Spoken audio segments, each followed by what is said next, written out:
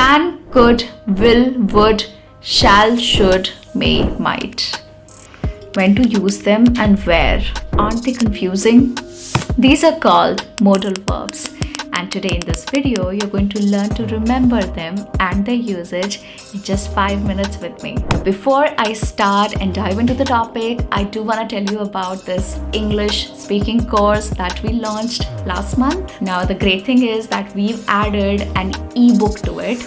It has a variety of exercises and has hundreds of questions, which can make you practice not just your prepositions, your tenses, your sentence construction, everything together. It is available on alinarace.com. You can make your purchase today if you want to. Now, let's get into the topic because I have some great information to share with you. Let's dive in.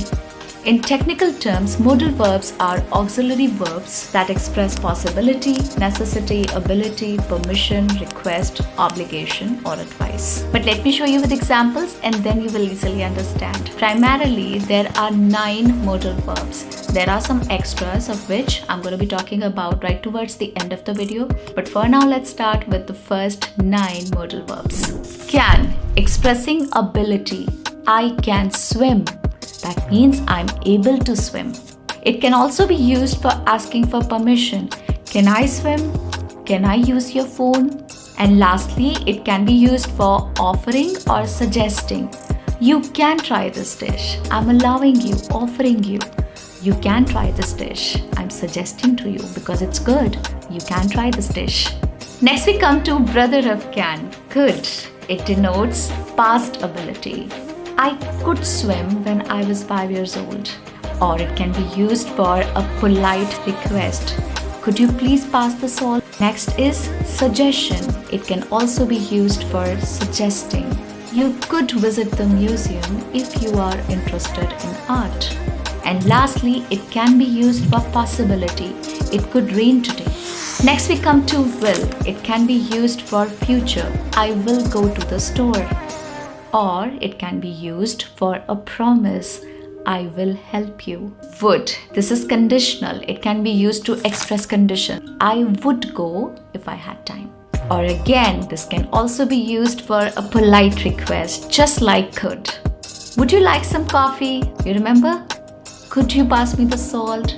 Would you like some coffee? So a polite request. I'm just trying to connect would and could here to show you the comparison that they both can be used for polite request. Okay? Would can be used for a habit in the past. When I was a kid, I would go fishing every summer. Next, it can be used for an imagined situation. What do I mean by this? Example sentence. I would travel the world if I won the lottery.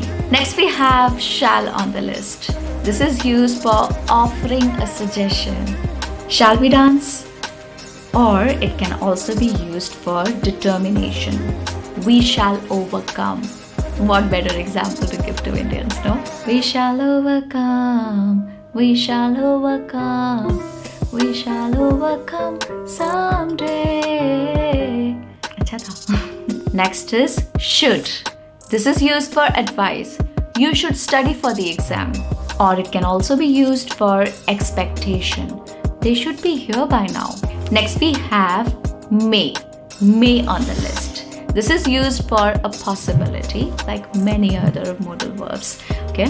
It may snow tomorrow. It is also used for permission. May I come in? You may sit down. May I sit down?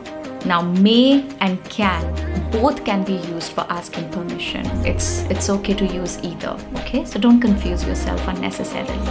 Can I sit down? May I sit down? May is just slightly more polite, you may say. So yeah, may sounds better in formal situations. Yeah. Might. Now this is very interesting. It is used for lesser possibility. It might rain tomorrow, but I doubt it. And it can also be used for giving a suggestion. You might try the cake. Suggesting, you might try it. And lastly, we come to must. This is the last one on the list of 9. And it is used to express necessity. I must finish this project. I must finish this video.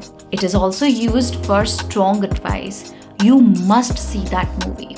कौन सी movie हो सकती है जो हम कहें you must see it? कौन film नहीं देखे हम जो हम कह सकें कि मस्ट है, देख ही ले. And lastly, it can be used for expressing a logical conclusion. It must be her phone. She left it on the table. So generally there are these 9 modal verbs, but sometimes these extras are also included, like have to. Now have to is used for expressing obligation. I have to go to the doctor's tomorrow. Obligation. I have to go. Next is need to. Now need to is very similar to have to. It is also used to express necessity. I need to complete this. I need to see her. I need to eat this. I need to take my medicines. Last on the list of extras is ought to. This is used similarly to should. So in place of should, you can use ought to, just a fancy way of saying should. It denotes, it indicates obligation and advisability. You ought to finish your work tomorrow. You ought to go to her. You ought to do this. You ought to do that. So you should do this. You should do that. Sometimes 2 modal verbs can be used together to express a specific idea. Something like, you shouldn't have to pay for his mistakes. Something like this. Okay, so should and have to all have been used together. So you shouldn't have to pay for his mistakes. Sometimes some modal verbs can be used interchangeably because there's quite some overlap. It's absolutely okay. Do not be too pedantic about it. Just let it be. Just use the word that comes naturally to you. Do not bother too much about this, okay? It's absolutely alright. So a little bit of may or can here and there works perfectly fine. No issues. Basically, the importance of modal verbs come in when you have to express a certain meaning, mood, or tone of the thing that you're speaking about or the thing that you're mentioning, whatever you're expressing. So yes, they do help you in expressing the tone, in expressing your meaning and your mood as well. So that's where their importance actually comes.